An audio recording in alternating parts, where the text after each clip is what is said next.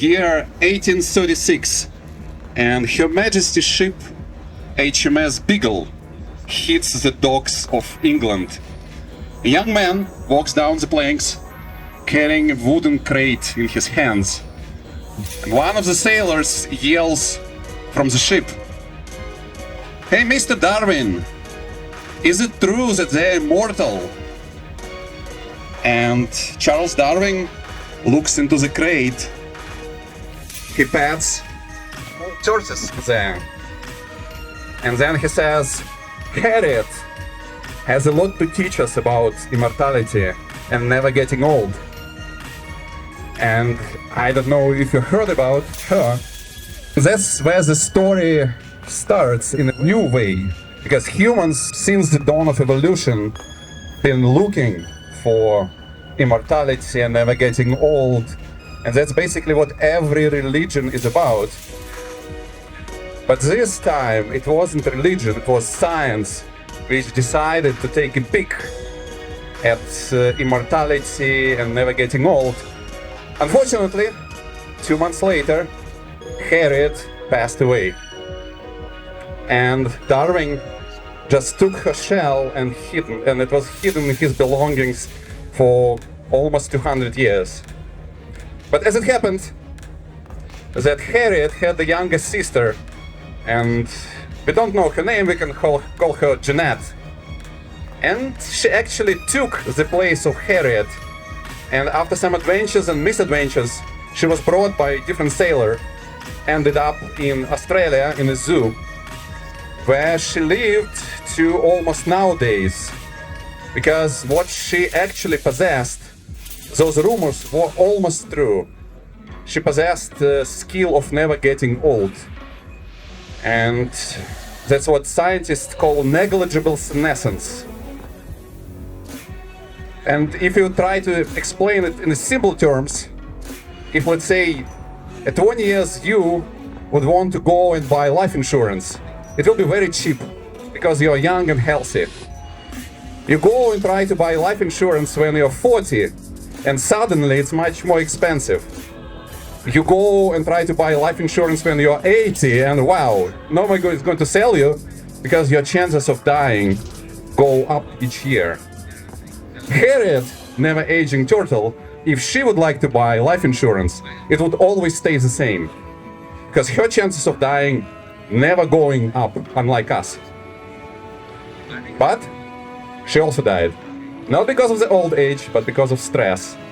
She got stressed, she got heart disease, and she perished. Just recently, at the age of 175 years old, give or take.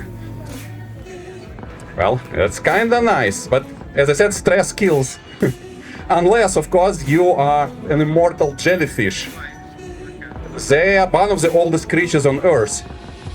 When they get stressed, they get younger. So, in human terms, you can live to be 40 years old, go to an event, get stressed, and wake up next morning being 20. And suddenly hangover goes away. And that's what they do. As I said, the oldest creatures on Earth, what they possess is a skill called transdifferentiation. Hard to say it 10 times, especially with the music. But basically your cells can get younger. There are mechanisms in every cell in our body to get younger. That's why when 35 years old the humans make a baby becomes young.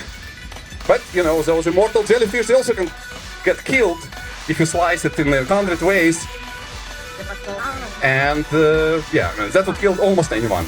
Almost. There are creatures called Hydras. You cut it in half. The bottom one grows a head. The head grows legs. You cut it into 100 pieces and turn into a ball. And they regenerate. Unfortunately, they're not humans. But humans have an interesting skill. We like to steal from nature. And if you look into antibiotics, like 100 years ago, you get a trivial disease. The next day or in a week you're dead. And then suddenly we find penicillin, and we have this amazing tool which marks, if you look like expected life expectancy, it has a huge jump, and that's antibiotics. If you look on painkillers, we stole it from nature. If you look at statins, they are made from mushrooms originally. We stole it from nature. So we need to do the same thing in a way. But what I would like to sort of leave you with is, sometimes people say that getting old is natural. Well, there are creatures out there, for them getting old is not natural. Or staying young forever as they want is natural.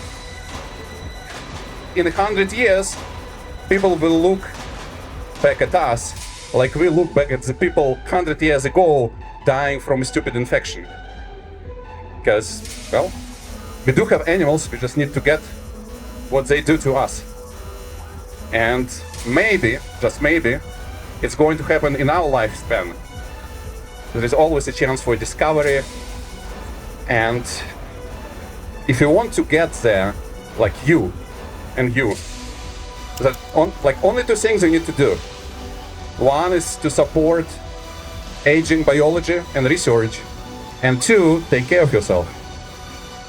That's all. Thank you.